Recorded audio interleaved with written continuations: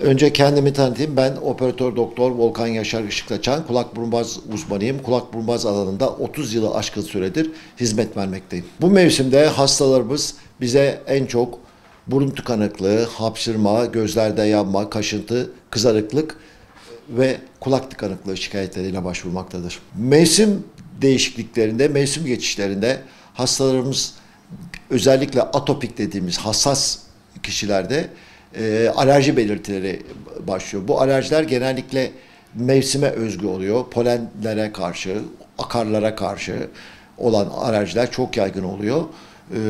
Bu hastalarımızın muayene bulgularında genellikle baktığımızda hakikaten açık renkli su gibi olan bir burun akıntıları oluyor. Burun etleri şişmiş oluyor. Gözlerde yaşarmalar, kızarıklıklar oluyor. Burun tıkanık olduğu için kimi zaman kulak da bundan etkilenerek işitme kaybı da buna eklenebiliyor. Alerjide en önemli konu alerjen maddeden kaçınmak. Size ne alerjisi varsa ondan kaçınmanız gerekiyor. Yalnız bu her zaman o kadar kolay olmayabiliyor. Alerji testleriyle neye karşı alerjimiz olduğunu bulabiliriz. Bazen yalnız alerji testlerinde de çıkmayabiliyor. Çünkü o kadar fazla alerjen madde var ki bunların hepsini test etmek imkanı kimi zaman olmayabiliyor.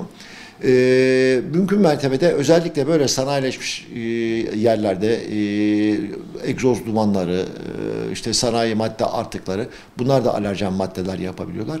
Bizim burada yapacağımız en önemli şey kendi alerjimizden kaçınamıyorsak bunun önlemini almak. Bunlar çok basit. Alerjiye karşı ilaçlarımız var, burun spreylerimiz var. Bunları eğer tarihini biliyorsak önceden almaya başlarız. Eğer bilmiyorsak da şikayetler başladığında tedavisi basittir.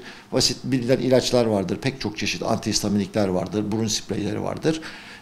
Bunları kullanmaktır. Bunun dışında burun temizliği çok önemli. Çünkü alerjen maddeler sıklıkla burun yoluyla girip semptomlara, şikayetlere sebep verirler. Dolayısıyla sık burun temizlemek, gene elle bulaşan alerjen maddeler varsa ellerimizi sık sık yıkamak. Bunlar her türlü hem hastalıklarda hem alerjilerde çok ciddi korumalar sağlıyor. Maske kullanmayı ben özellikle kapalı alanlarda çok tavsiye ediyorum. Yani bir sinemaya gittik, tiyatroya gittik ya da bir konferans salonuna gittiğimizde ya da insanlarla yakın temasımız olduğu durumlarda toplu taşımaya bindiğimizde mutlaka maske kullanmayı tavsiye ediyorum. Çünkü bu virüsler sürekli şekil değiştiriyorlar. Sürekli mutasyona uğruyorlar.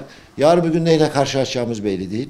Şimdi bir maymun çiçeği çıktı. Çok gündeme oturdu. Her ne kadar o Covid gibi böyle çok kolay bulaşan bir hastalık olmadığı söyleniyorsa da bunların bulaşıcılıkları da yapmış oldukları, vermiş oldukları zararlar ve klinik gidişlerde her an değişebiliyor. Şekil değiştirebiliyorlar.